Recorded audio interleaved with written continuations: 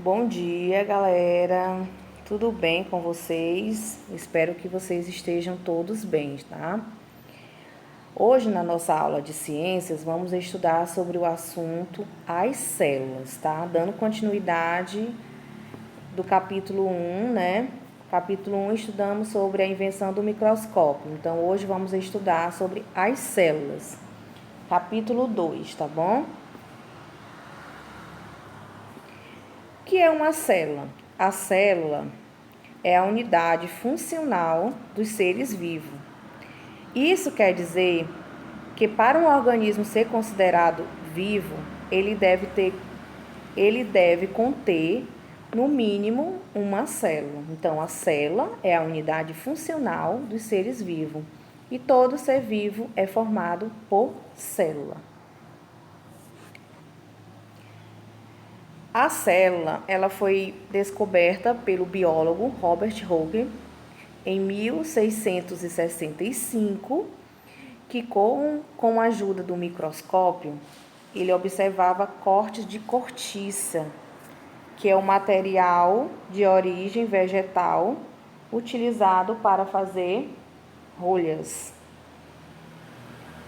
E com isso, ele analisou o corte em um aumento de 270 vezes. O que é cortiça? Gente, cortiça é um material que forma a casca de algumas árvores, tá? Certo? Então, como vocês estão vendo aí, esse da foto aí é o biólogo Robert Hooke. A célula, ela é formada por seres unicelulares, tá? Olha só, deixa eu só explicar aqui para vocês. Robert Hooke, ele verificou também a presença de compartimentos, né? Nos quais ele chamou a célula do latim, que significa célula. No caso, ele chamou a célula do latim cella, né? Que significa câmara, que são seres vivos que possuem apenas uma célula. Então, aqui, olha só. Esses seres vivos que são formados por apenas uma célula, como vocês estão vendo aí na imagem, né? Eles são chamados de seres unicelulares, porque possuem apenas uma célula. Exemplo de seres unicelulares, nós temos aí as bactérias, nós temos os protozoários, certo? E eles são constituídos de uma única célula. E essa célula, ela desempenha todas as funções do nosso organismo. Ok? Já os seres vivos que possuem várias células são chamados de quê? São chamados de seres pluricelulares ou também de multicelulares. Nós temos aí exemplos, ó, animais, fungos, algas, plantas, certo?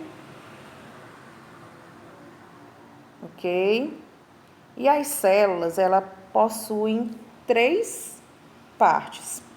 Nós temos aí a membrana plasmática, o citoplasma e o núcleo. Agora vamos ver as funções de cada parte da célula.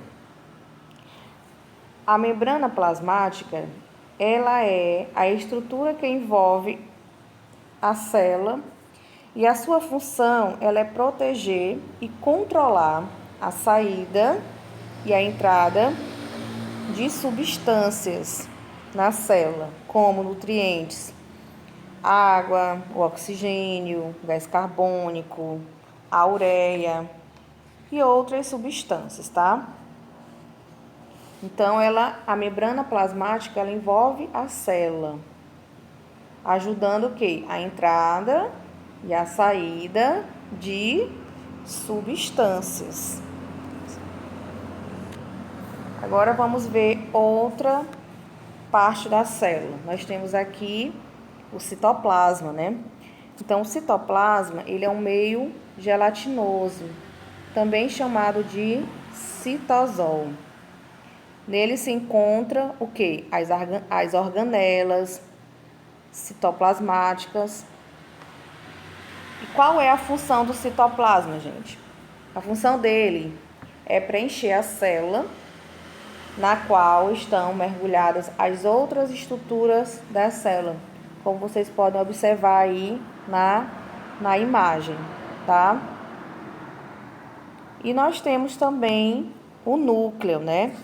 O núcleo é onde se encontra o material genético da célula, que são os cromossomos, que é formado por moléculas, né, de DNA e proteínas, e ele é responsável pelo comando de todas as atividades da célula.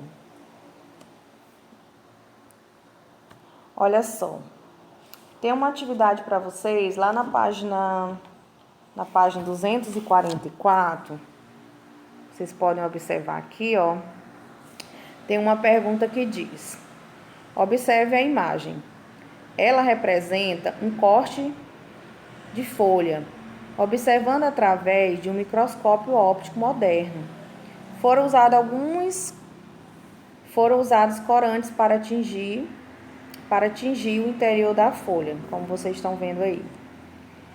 Na letra A diz o seguinte: quais são as semelhanças entre a foto do corte de folha e a ilustração que representa a cortiça elaborada por Hooker? No caso aqui, ó, vocês estão vendo a imagem, ela mostra o quê?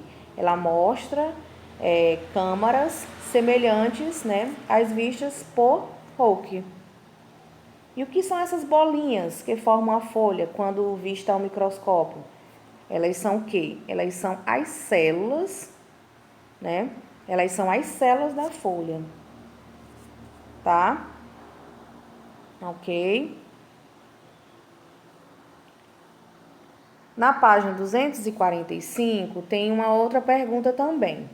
Por que podemos dizer que um ser unicelular é um ser vivo? Tá? Olha só, assim como os seres pluricelulares, o ser também unicelular, ele transforma o alimento em energia. Para quê? Para manter as suas atividades, né? Produzir e eliminar resíduos. E também tem um ciclo de vida, né? Ou seja, o ciclo de vida é: nasce, cresce, reproduz e morre. Ó, como vocês estão vendo aqui na mesma página, nós temos aí uma levedura. A levedura, ela é encontrada no fermento biológico e também é um organismo unicelular, tá? Porque é constituído somente de uma única célula. Já o porco, ele é um organismo pluricelular. Por quê? Porque são formados por mais de uma célula. E a avenca é um organismo também pluricelular, porque são formados por mais de uma célula, tá? E uma avenca, por exemplo, a avenca, ela é formada por milhões de células organizadas para formar estruturas diferentes, como a folha, o caule, a raiz, tá? Certo? Olha só. Todos os seres unicelulares, prestem atenção, ó, quanto os pluricelulares, eles precisam de alimento, que transforma em energia para manter suas atividades. Produzem e eliminam resíduos e apresentam ciclo de vida. Ó. Essa questão aqui, essa resposta, vocês vão responder aqui na segunda questão, tá bom? Então, por que eles apresentam um ciclo de vida? Porque eles nascem, crescem, reproduzem, né, podem se reproduzir e, após algum tempo, eles morrem. E as novas células, elas são originadas de outra célula, tá? Então, vocês vão fazer a leitura do capítulo 2 sobre as células, tá bom? E nós temos aí, nesse capítulo, temos 3 questões para ser respondidas, tá? E logo mais vamos tirar as dúvidas. Espero que vocês tenham entendido o conteúdo, tá bom? E até a próxima aula. Beijos.